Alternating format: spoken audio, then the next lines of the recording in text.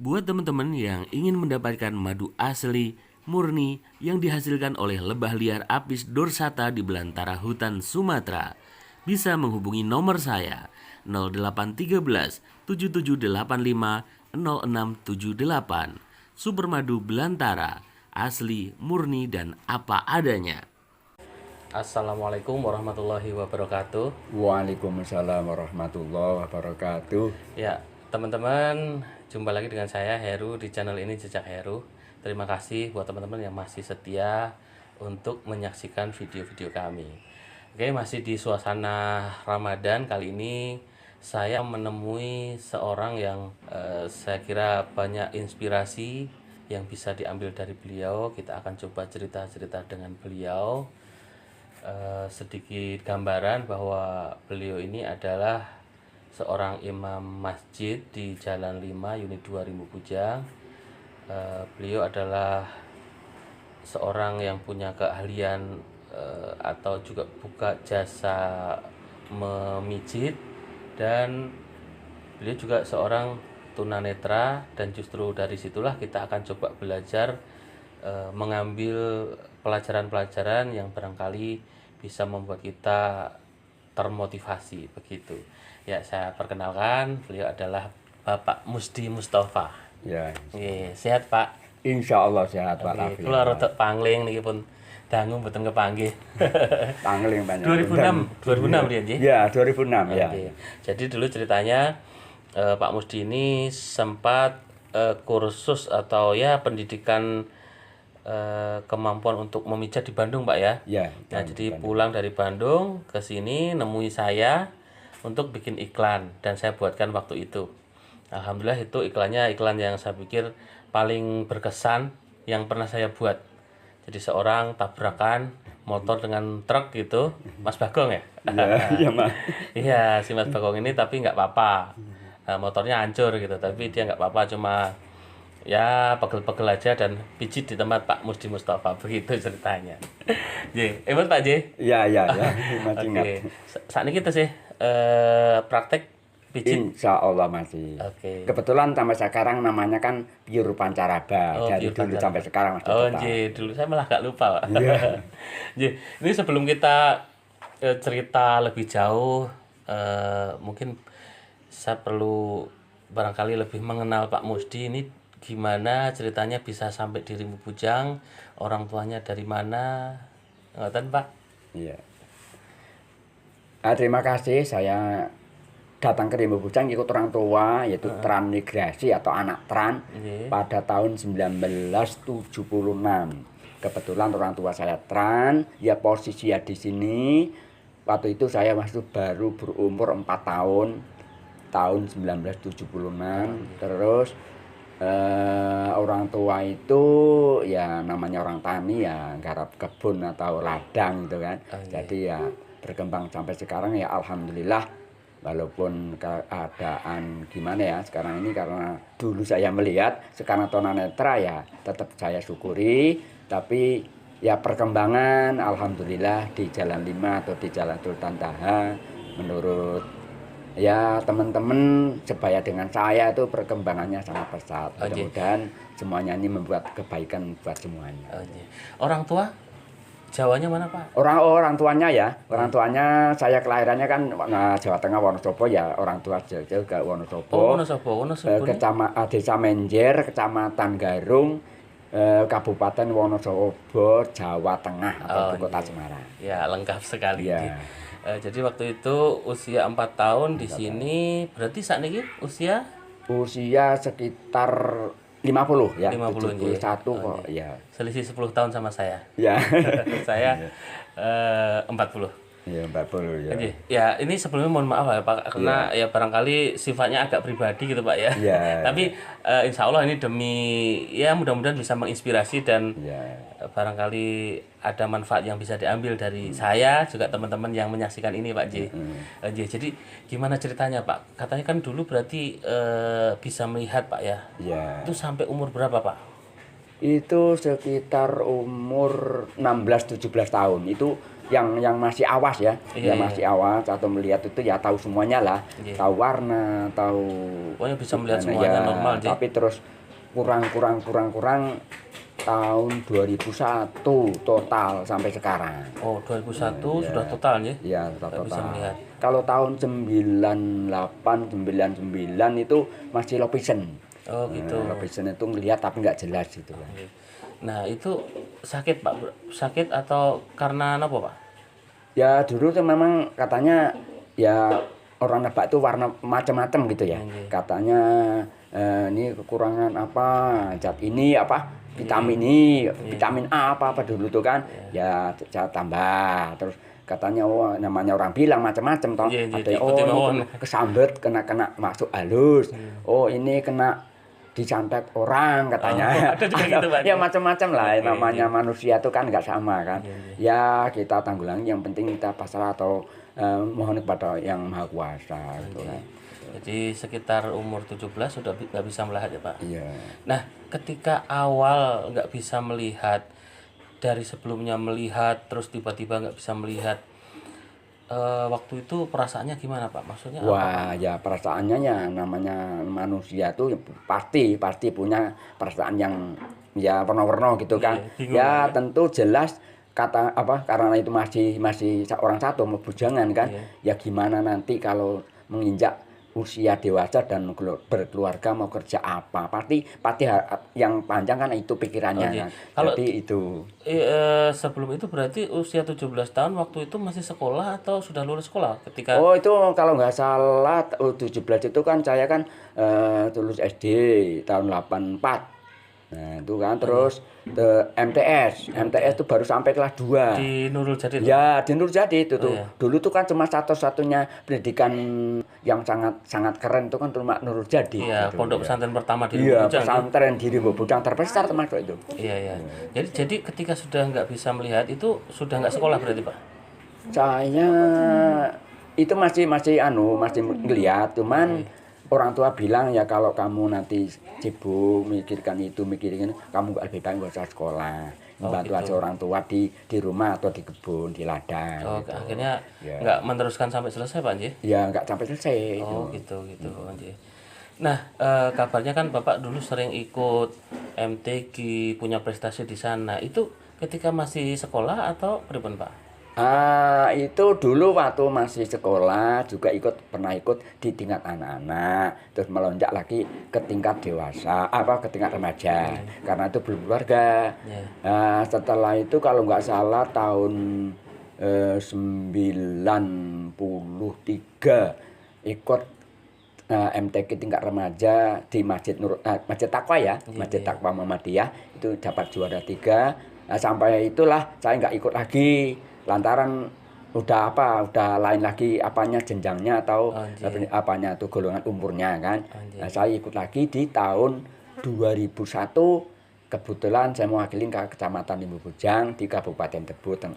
Pertama tingkat Kabupaten Tebo tahun 2001 di Tebo Tengah. Oh, itu sudah tidak bisa melihat atau masih bisa melihat? Oh itu saya udah alih-alih ya. Dulu tuh masih awas waktu saya tingkat remaja, tapi waktu tingkat dewasa itu udah ikut golongan cacat netra. Oh, gitu. Iya. Udah nggak bisa melihat. Nah, dari ketika nggak bisa melihat itu kegiatannya nopo, Pak, yang dikerjakan waktu itu? Lah itu setelah saya ikut musabakoh Iya. itu diseleksi gitu kan, diseleksi dari Dinas Sosial Provinsi Jambi. Saya tahun 2003-2004 kebetulan saya kalau nggak salah itu kalau masih hidup sekarang masih sehat mungkin kepala dinas sosialnya dulu itu bagian lapangan ya itu Pak Haji Zahid itu datang ke rumah sampai 3 kali saya diikutkan ke PSBN Wiataguna Pajajaran Bandung. Itulah hasilnya. Jadi pijat itu masuknya pendidikannya itu tahun 2004 sampai 2005. Oh, gitu. Jadi pijat ini dibiayai oleh pemerintah. Ya, Oh, iya. dibiayai Tapi pemerintah. sebelum itu kegiatan di rumah apa Pak? Katanya bisa motong karet itu kenapa? Oh, itu. Iya, iya. Itu sebelum saya tunanetra. Oh gitu. Nah, itu kalau memang sejarah tentang karet dari mulai numbang, rintis, nanem, merawat sampai kalau baca dari PT itu kan katanya ada ngukur atau ngelakar tuh kan. Nah, itu yang mau dideres berapa batang, saya ikut semua itu. Oh, gitu. Ikut semua. Oh, iya. Sampai buka masang talang atau cocok orang Jawa bilang kan. iya, iya. Terus semuanya lah itu iya. ikut sampai deres, ngolah deresan tuh ngikut semua saya. Tapi itu ketika masih dulu Iya, normal Pak Ji. masih geliat ya. Terus itu yang pelihara lele itu kapan Pak? Pria lele itu sekitar Katanya baru sempat ini banyak juga yang melihara lele Pak ya. ya. Lele itu sekitar hampir 2,5 tahun ya. Iya, iya. Saya 13 kali panen kalau nggak salah. Wah, Itu cuman untuk bukannya untuk untuk menganu hasil, nggak, cuma iseng-iseng daripada nganggur. Kebetulan saya ngurut, kalau nggak ada orang urut kan saya mungkin makan ikan, ngasih makan kan, terus ganti air untuk ngisi-ngisi kegiatan gitu lah. Ya nggak banyak. Itu waktu itu sudah nggak bisa melihat Pak Ji. Oh ya udah tunanetra ya. Oh, Ji. Tapi Udah. bisa untuk memelihara lele ini bisa Pak. Ya insya Allah bisa. Cuman kita menyadari bahwa kita nggak melihat, ya minta bantu kepada yang melihat dan dikasih tahu kalau ini ganti airnya ini anunya ini ukurannya ini gitu kan. Dan ya insya Allah gitu. Dan teman-teman, inilah yang menginspirasi salah satu tetangga saya yang sekarang jadi pengusaha pembibitan lele. Itu dia terinspirasi dari Pak Musdi ini karena beliau waktu itu suka urut ke sini. Jadi dia melihat, oh Pak Musdi aja yang mohon maaf ngomong punya kekurangan tunanetra tapi bisa ternyata memelihara lele. Akhirnya beliau jadi percaya diri. Saya yang katakanlah normal harus bisa. Akhirnya pelihara lele juga dan sekarang jualan bibit udah sampai kemana-mana tuh Pak. Ketika itu ketemu saya terus pasang iklan, terus ternyata sampai sekarang masih berjalan. Alhamdulillah. Nah, yang pasti kami sebagai ya yang barangkali masih normal, sementara ini masih normal ya, kita nggak tahu ya, karena ke depan nggak tahu kan, bisa jadi tiba-tiba nanti saya juga tidak bisa melihat, bisa jadi kan, siapa yang tahu kan itu. Nah, pertanyaan kami yang sebagai seorang yang sementara masih normal itu pasti bertanya-tanya, kira-kira seperti apa perasaan Bapak ketika sudah nggak bisa melihat dan sekarang menjalani waktu yang sudah cukup lama, sudah berkeluarga, sudah alhamdulillah punya anak Pak ya? Ya punya anak satu. Ya udah punya anak satu. Seperti apa sih Pak keikhlasannya atau menjalaninya itu Pak? Gimana Bapak bisa bersyukur menjalani kondisi yang seperti itu Pak? Ya memang semuanya itu diserahkan kepada Yang Maha Kuasa kan. Ya kita berusaha, ya kunci utama itu ya pertama niat dan ikhlas dulu kan. Dan juga kita itu kalau bahasa Jawanya ya bukan bahasa Jawa, itu ikhtiar, itu berusaha, itu ya udah bahasa umum itu kan. Bahasa umum, dan rezeki itu kan udah ada yang ngatur.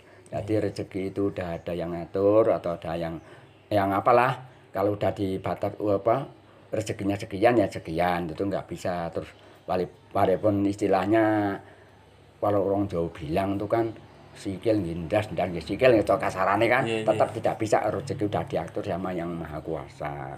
Tapi yang penting kita ikhtiar berusaha, bukannya terus kita nongkrong-nongkrongan aja ya, tapi ya kalau rezeki yang Allah itu udah menjamin, semuanya tuh udah ditanggung. Artinya tapi kita usaha.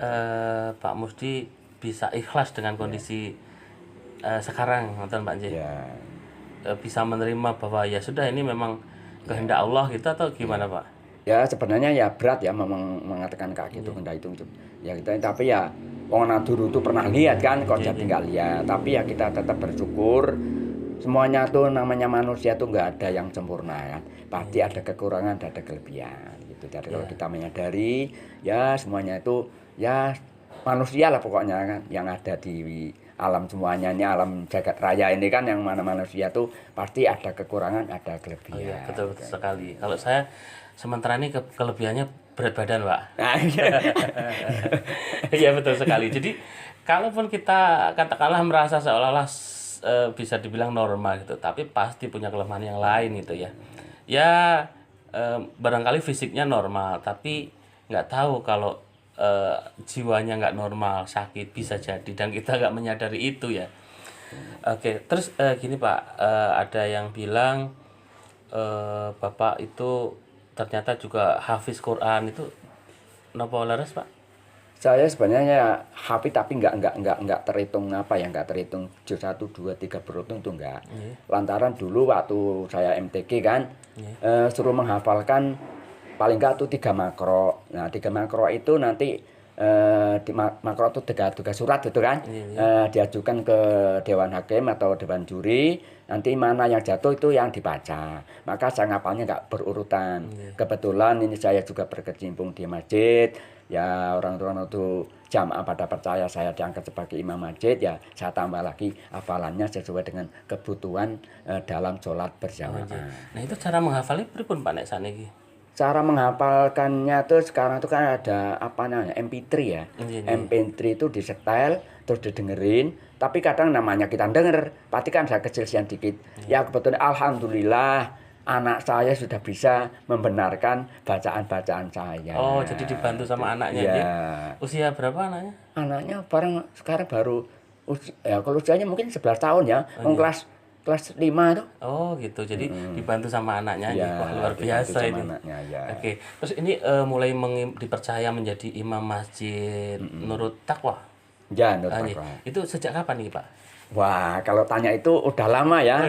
Saya kalau nggak salah tahun 2013 diangkat sebagai imam masjid Nurut Taqwa, sebagai imam utama. Wakil saya satu Pak Gusman, yang wakil 2 Pak Parno, sampai tahun 2015 bulan Desember kalau nggak salah tuh 3 tahun ya. Nah, terus saya diangkat lagi itu tahun 2015 sampai tahun 2019 itu imam tetap saya nomor 1, wakil saya Hirman Aniskom atau bosnya Aniskom. Oh gitu. Nah, terus tahun 2019 ini diperpanjang waktunya, udah 3 tahun sekali rapat terus gitu kan. Maka diperpanjang sampai 2024, berarti sekitar 5 tahun saya tetap bareng imam pemilihan utama. Presiden ya? Bareng pemilihan presiden. Terus sampai wakil saya Hirman itu pokoknya Januari, kalau salah tanggal 5 Januari 2020 nanti sampai mungkin 5 Januari 2025 mungkin ya. Sudah 5 tahun lah sekitar itu. Oh iya. Ya. Oke, jadi ya teman-teman seperti itu. Insya Allah ini bisa memotivasi untuk khususnya saya sendiri juga teman-teman barangkali bahwa ternyata ketidaksempurnaan khususnya fisik itu tidak menghalangi juga untuk terus mengabdi gitu Pak J, kepada masyarakat, kepada umat, dan ternyata juga tidak menghalangi rezeki kalau karena Allah sudah menentukan seperti itu. Dan ya saya lihat juga seperti itu. Ya mohon maaf dulu rumahnya belum seperti ini, sekarang rumah Pak Musdi sudah bagus. Ya, alhamdulillah. Itu dia. Dan ini juga memotivasi saya tentu saja. Ya ini terakhir nih Pak Musdi, pesan-pesan buat kami semuanya, baik yang barangkali punya nasib yang sama, punya kekurangan secara fisik, atau juga yang normal, ada pesan-pesan untuk kami. Terima kasih ya buat semuanya. Ya kita ini di dunia ini hidup dihidupkan oleh Yang Maha Kuasa atau Allah Subhanahu wa Ta'ala. Berarti kalau tidak lepas dari itu, kita ingat bahwa kita itu punya kewajiban dan punya, ya kalau bahasa Jawanya itu apa ya, kalau kita dihidupkan ya harus ingat sama yang menghidupkan. Jadi kalau kita hidup ada yang menghidupkan, tentu kebutuhannya mau dicukupi, ya kita harus bahasa Jawane napa ya. Ya kalau bahasa nasionalnya mengabdi. Mengabdi itu ya sesuai apa yang dianjurkan oleh Allah Subhanahu wa Ta'ala. Kewajibannya ya harus kita taati, dan apa yang dilarangnya harus kita semaksimal mungkin kita tinggalkan. Insya Allah kalau kita itu bisa mengamalkan itu, Allah Subhanahu wa Ta'ala juga tidak lupa kepada kita atau kita semuanya, karena kita juga tidak lupa kepada yang Maha Kuasa Allah Subhanahu wa Ta'ala. Itu yang pertama. Yang kedua, yang namanya manusia itu pasti punya kesibukan masing-masing sesuai dengan profesi atau pekerjaan masing-masing. Cuman semuanya itu kalau bisa tidak menjadi rintangan atau hambatan untuk mengabdi kepada Allah Subhanahu wa Ta'ala, baik yang masih normal, yang profesinya di kebun, di toko, di kantor, di semuanya saja. Yang penting kita tidak lupa kepada Sang Kholik atau pencipta kita. Mudah-mudahan apa yang kita butuhkan, yang kita niatkan, insya Allah Allah akan mengabulkan. Kalau Allah itu ridho, semuanya serta tidak bisa menghalangi sesuai dengan doanya Allah mahdi qaumi fa innahum la ya'lamun. Jadi hidayah itu hanya satu-satunya dari Allah Subhanahu wa Ta'ala. Mudah-mudahan begitu Mas Heru. Terima kasih.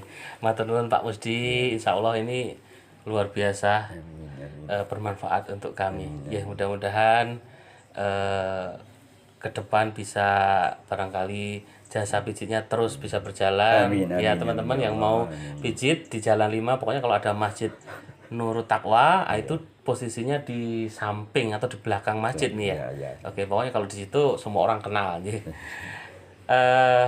Sampai di sini dulu. Sekali lagi mohon maaf, matur nuwun, sampun ganggu Pak Musdi. Sampai jumpa di lain kesempatan. Assalamualaikum warahmatullahi wabarakatuh. Waalaikumsalam warahmatullahi wabarakatuh.